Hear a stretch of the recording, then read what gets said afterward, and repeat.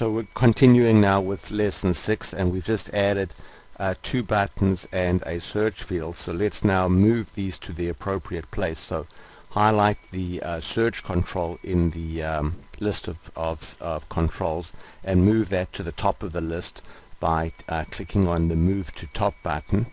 Then let's move the button up above the customer list and move the second button above the customer list as well. So the first button, we'd like to give that the label of search. So highlight the first button and then go to button text and type in search as the label for the button, and then click on the second button and type in clear search as the label for the button. So now we've got one button labeled search and another button labeled clear search. Now let's go back to the buttons and give them meaningful IDs. So we'd like to give the first button, say, an ID. Let's go here. So click on the button where it says button search, then go to the ID property, click on the smart field, and let's type in, say, simple search button. So that's a meaningful ID that we've given the button. And then let's go to the second button, the clear search button, and give that a meaningful ID. So let's type in, for example, clear simple search button. So now we've given the 2 buttons some meaningful labels. So now let's go and preview our work so we can see now that we've got our control where the user can type in the search value, and we've got the 2 buttons, search and clear search. But if we were to type in a value and then click the search button, of course nothing's going to happen yet because we haven't defined the event handler for the search button.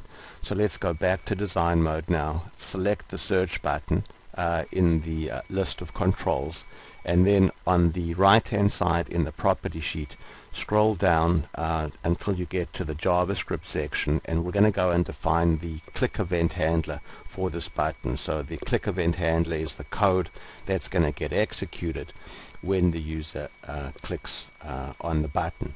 So as you recall in one of the previous lessons, in the on server side on dialog initialize event, we executed a server-side action to load the primary keys for the customer table. And when we defined this action, so we'll just quickly go back to the on dialog initialize event and look at this action.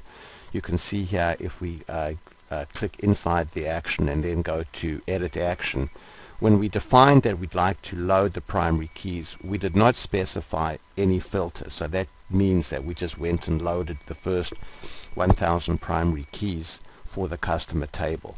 Now what we'd like to do is filter the table and load the primary keys for the records that match our filter criteria.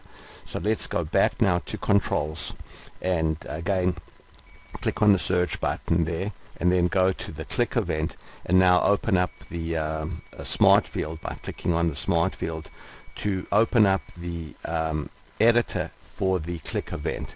So we can now basically either write JavaScript by hand for this event handler, or we can use action JavaScripting, which is Alpha Anywhere's method of providing a genie to write the code for you. So let's go here and click on the Add New Action button, and then a picker comes up where you can choose from any of the many different built-in actions that Action JavaScript provides. So we'd like to go to the UX component category, and the action that we'd like to select is get primary key values for records in a query, because what we're trying to do now is load the primary keys only for the records that match our query conditions. So let's pause now and pick this up in the next video.